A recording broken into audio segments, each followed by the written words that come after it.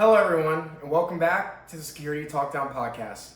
Am I the only one that just felt great to watch football that last week? Watching just the Hall of Fame game made me feel that football is back in the air. I hope you guys all out there feel the same way. It was amazing watching college football stars like Haynes King and Carson Beck go toe-to-toe. Haynes King balled out like the ACC Player of the Year he was. Super excited. That's one of the many reasons why I love the preseason, probably like some of you guys, is we get to watch a lot of these college football stars just take the field and fight for roster spots. It's such a neat thing to watch, and that's why I kind of find some joy in preseason. But anyways, on to the fun stuff we're talking today. It's Security Top 25 Day today, and I cannot be any more excited to bring you these top 25 teams that I think are in college football right now. Just to remind you guys, the way I do my top 25, it's simple. It's based on what is happening on this day. Drop a pin on a program. Give me the ins and outs, everything we need to know. Not based off portal classes, not based off freshman potential, just teams that are going to make it work. I'm a very big person when it comes to return of production and senior loaded classes, so that's what you'll see a little bit on here. And just people that I think can break out. Breaking out with the stars that are still there, not no new guys. And that's why I'm going to hop right into this top 25 here today. I will start off with some honorable mentions. I won't dive too much into depth with them, but you will notice a trend that almost all these honorable mentions have very big key quarterback pieces, but all the other pieces I think need to form around them. And that's why my honorable mentions to start with, I have Pitt, Missouri, UCLA, Iowa, NC State, and Houston. All those teams have pretty seasoned veteran quarterbacks, I'd say. They're guys that are going to depend on that quarterback position, and anything else that breaks out around them is just going to be beneficial. I think the best team on that list is NC State with CJ Bailey. He's due for a big year in the ACC, and I'm super excited for NC State and what they can bring this year. And I don't think a lot of people are focusing on that. But rolling into number 25, this one will shock you guys, but I do have the University of Cal. I'm very excited for JKS going into year two. That is their sophomore quarterback, who I am going to come out and say right now, I think is going to be the first overall pick of the 2028 NFL draft. He is one of the most talented pocket passers I've seen in a long time. He just sits in there, slings it. They went out and got Ian Strong, one of the best wide receivers, in my opinion, in the Big Ten from the portal. Him and Nick Marsh probably, but from Rutgers over to Cal, you brought in Tosh, the defensive coordinator from Oregon, to be the head coach. I'm super excited what this team brings. I know it's hard to watch a team like Cal because it's kind of that Pac-12 after dark, but I took a lot of joy in that. I'm super excited for that week one matchup of Cal and UCLA. That one's going to prove right there and then my honorable mention versus my number 25th team. But more than that, we're going to move on to number 24. Number 24, I actually got Louisville. Louisville is a top three team in the in the ACC, in my opinion. It's going to be Miami, and then SMU and Louisville are going to be fighting for that number 2 spot if I had to give an honest prediction right now. Louisville did bring in Lincoln Keenholz, from Ohio State. Guy that hasn't had a chance but has all the talent in the world. And Louisville is returning Isaac Brown, one of the best running backs in the country, in my opinion. They have all the resources around them. It's just more so if Keenholz can come in and just strive. Louisville has a playable roster, per se, that can compete with the teams like Miami and SMU, but that week 3 game against SMU is going to say a lot. And I'm super excited to see what the Ghost Cardinals can bring this year to the ACC. Number 23, South Carolina.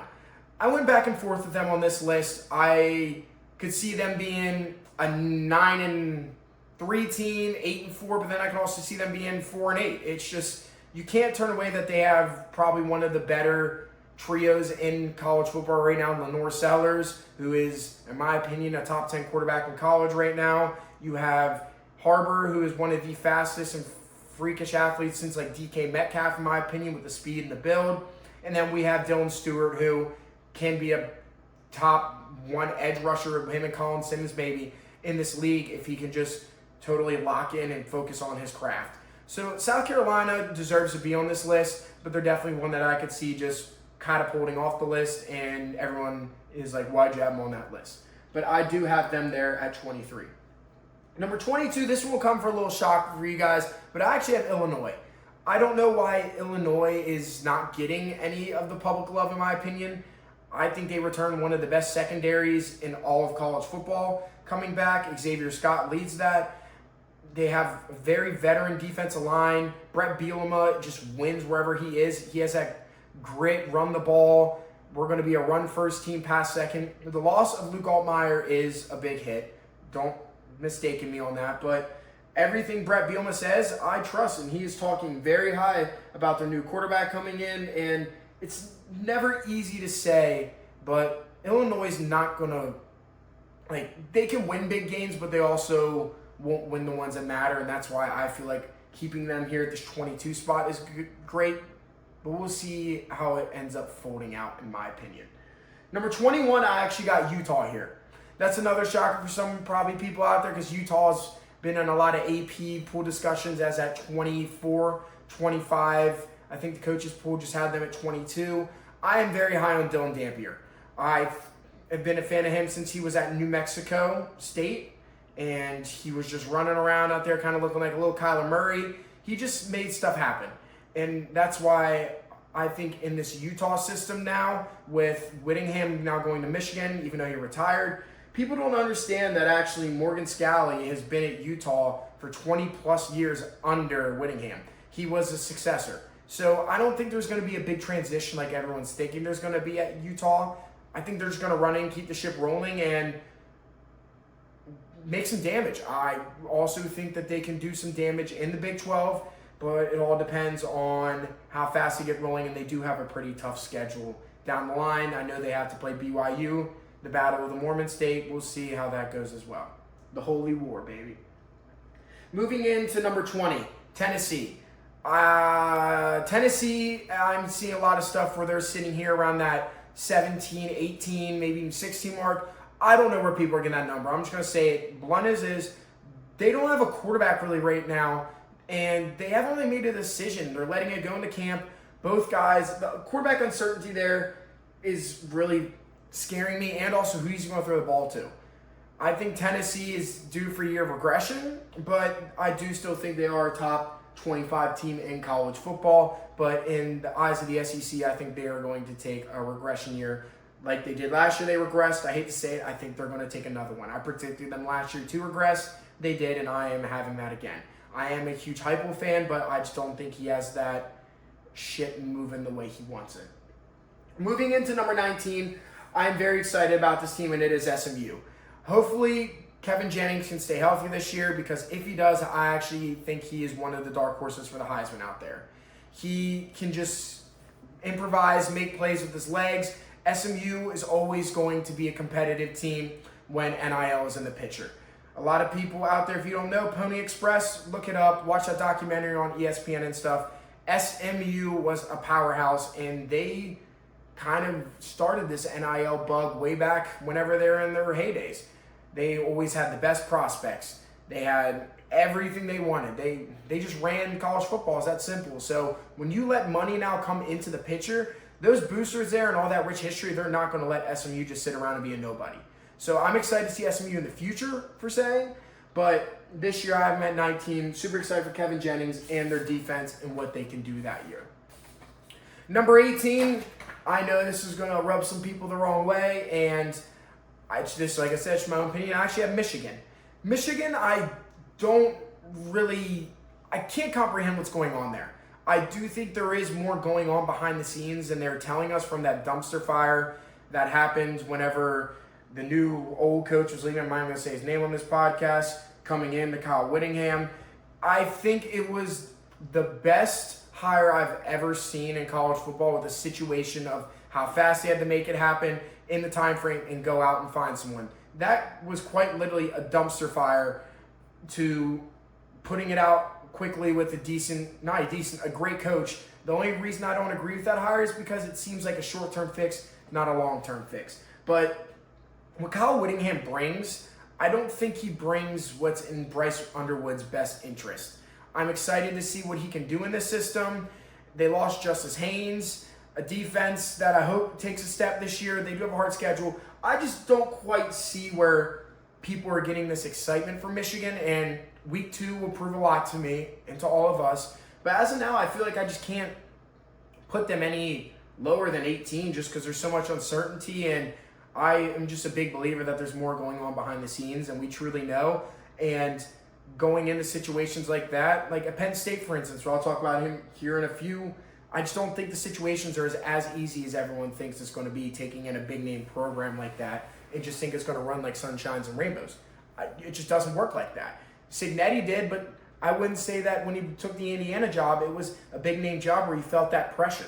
And pressure does go a long way, but pressure also makes diamonds. So we'll see how that works. Coming in at number 17, I do have Washington. I hope Washington can not make me seem like an idiot on this list. Damon Williams he can play football. That's just the only way I can say it. He reminds me a lot of these new quarterbacks now that can get it done with their legs, run a speed option, can throw a ball. I'm excited to see where he can take Washington. Any team that has Jed Fish, I'm always going to be a fan of. He just knows how to put his players in good situations, in a good system. He seems like a coach that just doesn't let games get out of hand and away from him. He's always going to be in games. They do have a brutal schedule at the end of the year, and that's where I could see them potentially dropping off and going from a season that could have playoff hopes into the Las Vegas Bowl, but I think Washington should start right here, and they much deserve that. At number 16, I do have Penn State. And the reason I keep Penn State here is, I look at it is if Matt Campbell were at Iowa State, never left with all the guys that he brought over, you would still have this team around 16, 17 anyways. But you add in the players that Penn State that stayed that are talented, plus that talent pool, there's a ton of returning talent there. Matt Campbell, he's a great coach. You can't take that away from him. He's won everywhere he's been with lesser resources. Now he has all the resources in the world. I want to see him take a step. The schedule is very much in his favor this year. If there is a dark horse in the Big Ten to make the college football playoff with all this new element and stuff, it would be Penn State, but just because of their schedule. They'd probably get bounced really quick in the first round. But I'm excited to see where his ceiling is at Penn State because he's done it everywhere else. But that's why I put the Iowa State Nittany Lions, as a lot of people are calling them, at this 16 spot, just because if it still was Iowa State, I think they would be at the spot anyways with all the talent they have now and add in a few talented guys that Penn State is going to bring to the table. At number 15, I had Texas Tech. And yes, I did drop them this far without Brendan Sorsby. The reason I dropped them this far without Brendan Sorsby is because now they're moving on to Will Hammond, who is coming off a pretty big knee injury. So you're putting all your chips in on a guy that is coming back off of an injury with all this talent around him. I do think that Texas Tech will still win the conference championship. I do think they will still be the best team in the Big 12, but I just need to see a few games first before I can truly put them as a top 10 team. I was never really high on Brendan Sorsby to begin with, and I know that will catch a lot of you guys probably off guard too, but I want to see what this Texas Tech team can do under Joey McGuire with some adversity, and we're going to see it pretty quick. Number 14, another one that's probably going to be a little shocking to you guys. I actually have LSU here. I know this team on this list has the most area to either skyrocket down into the top 5 or skyrocket off this list, no in between. Lane Kiffin, I'm excited to see him at LSU. He went out and got Sam Leavitt, went out and got Jordan Seaton, all these talented guys. I just have an issue that they're putting all their chips in on a guy like Sam Leavitt who has all these injury problems. He's been injury prone everywhere that he's been in his career. I am just more nervous with this ranking that injuries could be a thing. But going out and getting one of the best left tackles in the country from Colorado and Jordan Seaton, I'm super excited for what they can bring. Any SEC schedule is going to bring some hard games to play. Sam Leavitt hasn't played in the SEC. Jordan Seaton hasn't played in the SEC. Lane's coached in the SEC, but he's never had this type of LSU pressure that you will feel at LSU. You can claim Ole Miss had pressure, but they didn't. He ran his own ship there and could do whatever he wants. And that's why I'm excited to see him with this new pressure and how he does at LSU. Number 13, I have BYU. Yes, BYU is the lowest ranked Big 12 team I have on this list. Bear Brockmeyer brings back a ton of experience. The defensive side of the ball, it's just a lot of seasoned veterans. And I'm excited for BYU to play Utah. I want to see them in that championship against Texas Tech. I want to let it all fold out. The Big 12 is always the best conference to watch every year, in my opinion, with just different conference champion every year. It's like a raffle. I don't think Texas Tech should lose that conference, but it's the Big 12. If there was a runner-up that I think would beat Texas Tech, it would be this BYU Bearcats. No, sorry, Cougars. Oh my gosh, not Bearcats. I'm thinking Cincinnati. BYU Cougars can get it done with Bear Brockmeyer. But without that, that is the lowest ranked Big 12 team I have on this list. And now we're moving in to that Big 10 SEC battle. At number 12, I have Alabama. Simple said, I think the Mac and Keelan Russell battle at quarterback gives that uncertainty right now of where you could truly put this team. Kalen DeVore is a great coach, and I will not take any sort of slander for him. Everywhere he's been, he has won. I think he is a top 5 coach in college football, in my opinion. People are just bashing him and giving him the hearts because he is finally feeling pressure of an SEC blue blood and blue blood in general. I think you give him some time. He knows how to win big games. He's done it everywhere he's been. I have all my chips in on Kalen DeVore and probably climbing lower on this list. Number 11, which is one of the teams I'm more excited for this year, is USC. USC, I think, has some of the best overall talent returning in all of college football. Maeva is due for a breakout year under Lincoln Riley. For all you guys that actually know the history of college football and stuff, USC, in my opinion, made one of the best defense coordinator hires in probably all of college football this year. Went out and got legendary TCU coach Gary Patterson. If you don't know who Gary Patterson is, go back and look at the early 2010s at TCU. If you know college football, you do remember those times when TCU went undefeated and didn't make the college football playoff one time. He was running that ship. It was Gary Patterson. He's just known to have a very tight-knit group defense. Just lets them play. I think it was more, like I said already, it is one of the best hires, I think, in this cycle. And I think he's going to take that defense to new heights after D'Anton Lynn left for the Penn State job. Number 10, I do have Texas A&M. Marcel Reed is a big reason I have them here. I do think that they lost a lot of talent all over the place. But at the end of the day, I want to see what they can do at wide receiver. I know they still have Mario Craver. I want to see how they replace that O-line and D-line. But overall, it's an SEC team that made the playoff last year, has talent that's hidden there that is going to come out. You don't just have a blue chip ratio like they do and not basically have all the talent there to win games. At number 9, I do have Oklahoma. Oklahoma is another team that I think would be like LSU, where I could see them skyrocketing to the top 5. I could see them going way off the list into the abyss. I want to see John Mateer stay healthy all year. I think that is all of us. John Mateer was leading the Heisman race last year, and then he had that thumb injury, gone. Last year, Venables kept saying in all the interviews, he can throw fine, he can throw fine, he can throw fine. It's not him problem.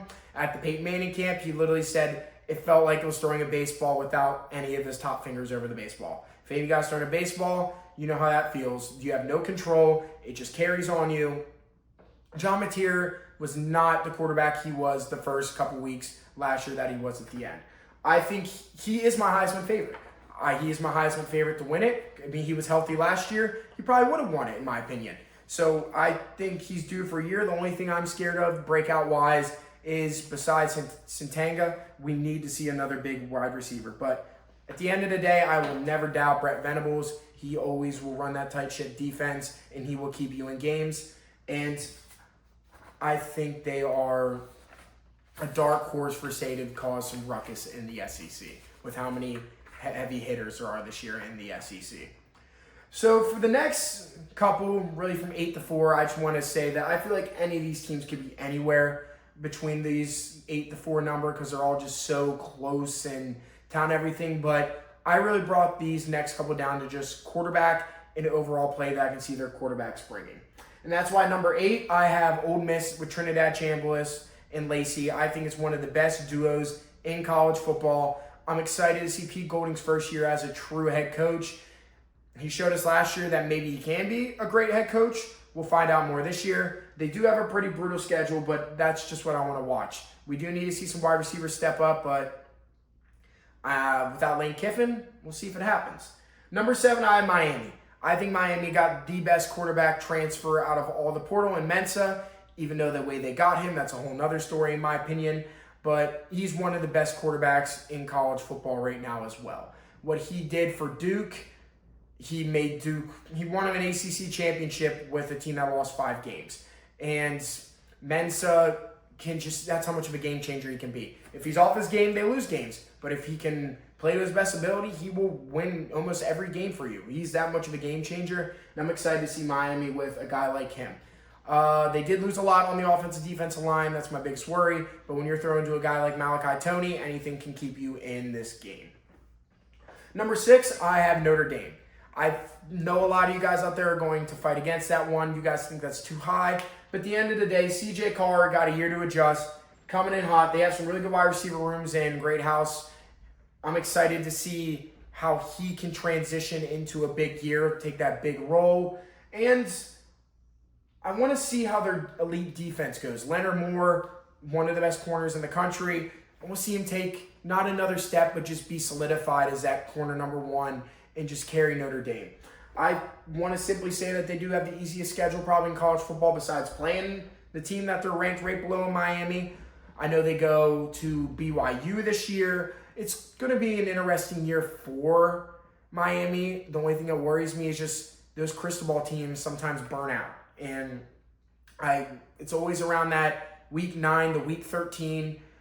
Not week 13. I would say more actually, now looking back, that week 8 to week 10. You just see a random burnout in Miami. And I don't know what it is. I don't know if Cristobal runs them into the ground, they get tired, and then they get a second wind. If they get out to a big jump and then he tries to be a player's coach and let off the pedal a little bit. I don't know. I just want to see it not happen in a year. Like it even happened last year, but they still circle back, barely got in the playoff and made a run. So we'll see how that works.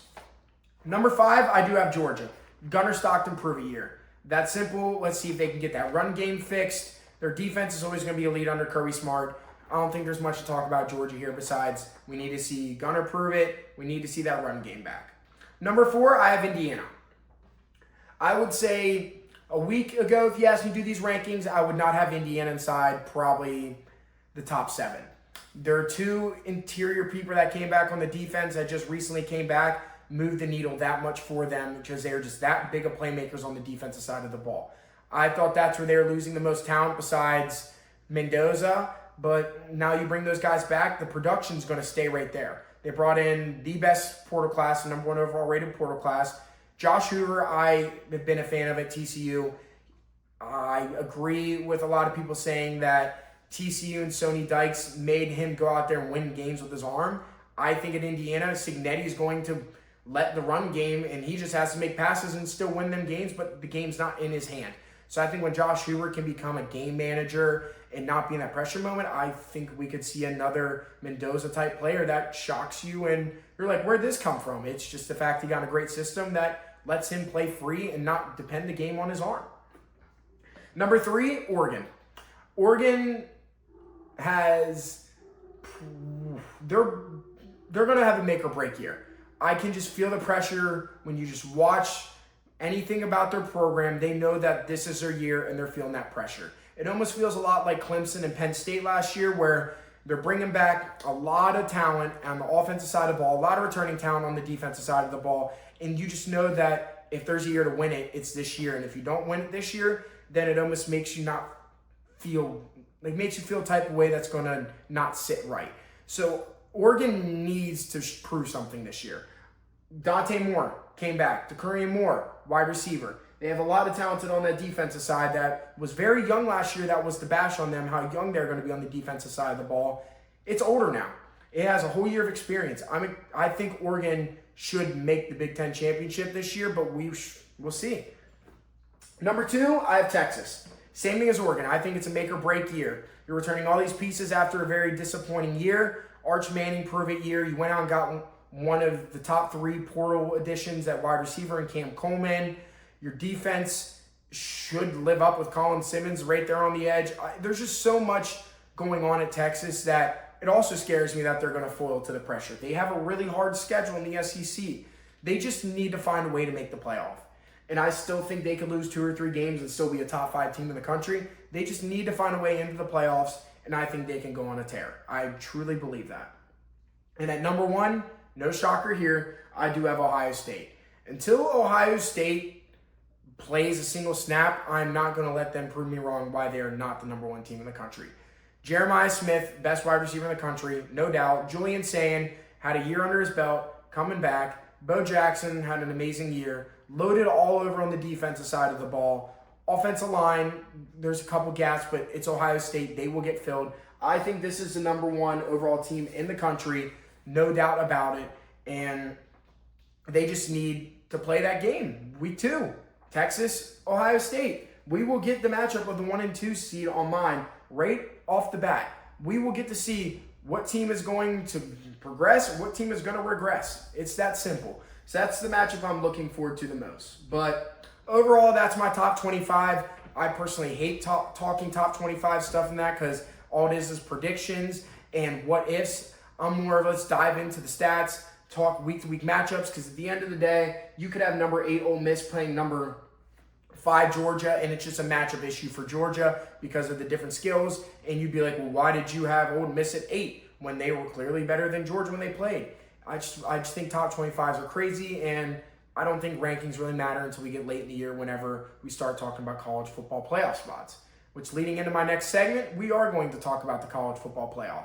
And I'm going to throw a little something new to you guys today on the podcast of how I want to present this. So if you just give me a second, I'm going to set something up and I'll be right back. And we're going to do this presentation a little different this time. All right, y'all. I just wanted to do something different on the podcast. We're diving into the playoff stuff. I just wanted to try and do something new, get some feedback on you guys. I just think when you're talking a playoff bracket and prediction, you need an illustration. You need to see why I'm talking this through, how it works out. So I thought there was no better idea than to just pull it up right on itself. We'll go through and we'll explain it as is. And that's why we're going to dive right into my college football bracket. That is correct. Where I'm going to present every single team that I think is going to make it, talk over why I have them there, and matchups and everything more. And that's why I'm going to start with my number 1 overall team, and that is no other than Ohio State. Ohio State is going to be the number 1 overall seed. I think they're going to go out and win the Big Ten. They should win the Big Ten, and I think they should just bluntly be undefeated at this point. They have all the talent in the world, but will they actually take advantage of it and get through there? My number 2 team, I have none other than, Notre Dame. Notre Dame is going to have one of the easiest schedules in college football, so they should go undefeated. The only way they don't go undefeated is they lose to Miami. If they lose to Miami, then this spot is going way out, probably here to 6 and 7. It's just that simple. Miami is going to give them a run for their money, but at the same time, both of these teams, when they play each other, I don't really think you're going to be able to hold that game against them because they're both high-caliber playoff teams. And that's why that rolls me into number 3 of Miami. I don't think they'll be able to hold it over Miami's head that they lose to Notre Dame in the regular season, but I do still think they do win the ACC championship and they do get that number 3 spot in the college football playoffs. And my number 4 team, you guys probably think it's an SEC team. No, I actually don't. It's Texas Tech. I think Texas Tech is going to go 16-0. Well, not 16-0. Geez, that's actually winning a national championship. I think they're going to go undefeated in Big 12 play and win the Big 12. And their only big matchup is going to be that BYU game in the conference championship that I could see happening. There's going to be a lot of talk about Texas Tech, but at the end of the day, all that talent there, you can't fight against it. Now brings me into those other spots. As you can tell, only 3 out of these 4 were guaranteed, 3 out of 5, is guaranteed clinching spots winning a conference title. So that's why it brings me to number 5, which is going to be Texas. I have Texas winning the SEC, but I think they're going to win the SEC with 2 to maybe 3 losses. But they're going to value how strong the SEC is, and you need to get Texas in here. Number 6, Indiana. Indiana is going to regress this year, but still they're not going to regress to the point where they're outside of the playoff. Signetti is going to have a great run with them. Still going to get him in. I don't think he is going to be in the championship game of the Big 10. I do think it's going to be Ohio State and Oregon, and that's why that leads me to Oregon at number 7. The reason I put Oregon at 7 is because for some reason the committee will punish them and drop them a seed while Indiana was on the outside looking in. Indiana's only going to probably have 1 loss. Oregon's going to have 2. You at least need to show the fact that Indiana can get a little more respect for losing one game, even though they had to get punched for two. And it lines up a perfect what-if scenario of the national championship we had this year. Rolling into number 8, I have Georgia. I think Georgia loses to Texas in the conference championship. It's simple. The SEC has ran through Georgia over the past 3 to 4 years. I don't think things are going to change. Now the only thing that needs to change is, can Georgia finally win a playoff game is the real question. Now their matchup, Ole Miss, a rematch of last year. Ole Miss is a make or break team for me in this playoff. I could see them flowing in this playoff easily and making some noise again. I could also see them being on the outside looking in, going 7-5, 8-4. I just think all that talent, it's almost impossible to leave Ole Miss out of this. And I just want to see Trinidad Chambliss and Kyron Lacey make another run at it, because I do think they're great players and they do a lot of good numbers for college football. At number 10, one of my favorite matchups that I'm projecting is Oregon and Oklahoma. You can't see it a little bit, but I do have Oklahoma here. The reason, John Mateer. It's that simple. Oklahoma got in last year. They had that home game against Bama. Didn't really live up to the hype. I think Oklahoma will find a way to sneak in again this year, and I'd be really excited for that Oklahoma matchup in Oregon. It'd just be a nice, it gives kind of Big Ten SEC battle that's not true Big Ten SEC battle, but just two blue bloods that are trying to make a name for themselves right now become reality. Number 11, I have BYU. That is my fringe team, and the only reason I have BYU here is because I think their only 2 losses are going to be to the number 2 and to the number 4 team in the playoff. I think they will lose to Notre Dame in the regular season, and I think they will lose to Texas Tech in the conference championship. How can you punish them for losing to the second best team in the country and your conference championship? Well, it's simple. It happened to them last year. I think the committee owes them. Their only 2 losses last year were to Texas Tech twice. BYU deserves a chance in this if they do not drop a game like the Holy War to Utah. This spot is always one of the hardest spots, in my opinion, to predict, but that is who I think it is, and I am putting 2 Big 12 teams in here. And number 12, this is your group of 5. My group of 5 probably will shock you. It might not shock you, but this is my group of 5. Navy. Navy has one of the easiest paths, in my opinion, to the playoff compared to a team like Boise and a team like JMU and potentially UTSA. The reason why, there was 4 powerhouses last year, in my opinion, in the American. It was obviously North Texas, Memphis, Navy, and then I'm drawing a blank. Oh, USF. Thank you. Those are the 4. USF, Navy, North Texas, and then Memphis. Ironically, 3 out of those 4 teams lost their head coaches. USF coach, Mike Golish. He went to Auburn. You had Ryan Springfield. He went to Arkansas. You had the coach down North Texas. Now he's at Oklahoma State. The only team that stayed there and relevant that didn't get sucked out by the portal was Navy. They just run such a weird offense that you can prepare for it all you want. You don't only go against a triple option one time a year. It's going to confuse you. And I think their only big loss of the year will be to the number 2 team in the country in Notre Dame. How can you punish a team for only losing to Notre Dame as a group of 5? Well, what did they do last year to JMU? JMU lost to Louisville, who wasn't even a playoff team. They still let them in. Tulane lost last year to Ole Miss, who was a playoff team. Still let them in. Boise, I could see making a run at this too, but Boise, I think, is going to have an adjustment year in the Pac-12.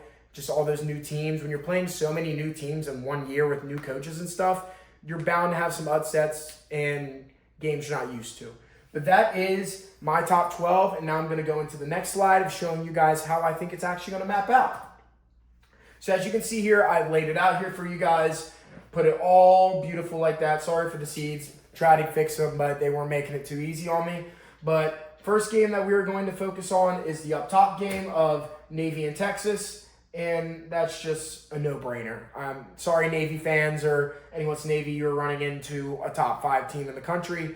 They're going to wipe you, and it is what it is, but hey, good job making it. Next game, Ole Miss, Georgia. I have Georgia actually getting redemption over Ole Miss. it's only a matter of time before Georgia actually finally breaks through and wins a game under Kirby Smart. I don't think there's a better game than getting revenge on the team that kicked you out last year. Next game, BYU Indiana. You just have to take Indiana here. I think this game will be very tight if this had to happen. Indiana's first home game, playoff game, will be an electric atmosphere, but BYU has been in crazier atmospheres of probably it seemed like Bloomington. But Indiana overall, better talent, Big Ten schedule, they'll take that one here. Number 10 through 7, Oklahoma, Oregon. I was going back and forth on this one because I could see both sides of it. But at the end of the day, I do have Oregon winning that matchup. Because Oregon Notre Dame, it has a ring to it. I don't know, there's something about it. Oregon home game again, time change, Oklahoma. There's going to be too much thrown at Oklahoma that it's going to fail through in my opinion. Going back up to the top, Texas versus Texas Tech. I do have then Texas winning once again. And sorry, click soon, but Texas beats Texas Tech. Georgia, Ohio State. Ohio State's the number 1 team in the country for a reason. I think that they controllingly get back at Georgia for the New Year's missed field goal that they've been waiting to get back at Georgia for. Next game, Indiana-Miami. Rematch of national championship. I have Indiana winning that again. Miami, if they're lucky to be in this spot, which they're one of the teams I was the most scared to put in this playoff bracket, if I'm being honest, just because of the way sometimes Miami works and they drop random games. I think Indiana's going to have too much for them once again. And Cignetti has shown that the only team that he can lose to is Notre Dame and Ohio State. Next game, Oregon-Notre Dame. Now this is where things start getting a little spicy. I have Oregon beating Notre Dame. Notre Dame on a very weak schedule all year. You're not used to playing that type of competition. The speed, the energy of the game, having almost a month off before you play, I think Oregon will win this game. Oregon is in that mode this year where it is go win or go home. And they need to prove to the world that they are here to contend, and what better way than knock off the Fighting Irish from Notre Dame. Texas, Ohio State. Yes, we're getting a rematch of the Week 2 matchup. This is our first big marquee number 1, number 2 matchup at the beginning of the year and then we see again. And I'm sorry to say it, I think Ohio State takes this one. Does that mean I'm saying Texas takes the first one? No. I think Ohio State actually takes both of them. It's just strength on strength, quarterback versus quarterback, equal par, I would say. Wide receivers, Ohio State clears them. Offensive line, Ohio State clears them. Defensive line, Texas. Linebackers, toss-up. Secondary, Ohio State. It's just that simple in my opinion. Now, I could see this game being a coin flip. I'm not saying that's a blowout. I think it is another game like it was 2 years ago where it was 21-14 Ohio State. That Jack Sawyer strip sack makes the game a little bigger than what it was, but I think Ohio State wins this one again. Next game, I do have Oregon beating Indiana. Indiana finally loses to a team other than named Notre Dame and Ohio State. The reason is Indiana, you can only have such a long, strong run, and at some point there's going to be mistakes made. At some point there's going to be a team that is just ready for the moment. And Indiana, they've been in this moment. Oregon has yet to get to this moment and truly feel that energy of we need to win it. And I think Oregon goes out, gets it done, better quarterback, and wins it there. And this is my national championship matchup. And I actually have Oregon winning the national championship. That is my national champion this year. I am going to put all my chips in on the sellout year of Oregon. There hasn't been a same national championship here in a long time. I think it just keeps feeding through. I also do think that the national championship still does run through the Big Ten. Once again, I don't have an SEC team making the national championship again. And I think it's going to be the first time in a long time we see 4 different national championships in a conference since SEC did it back in the 2010s and the early 2010s. But that is my national champion right there.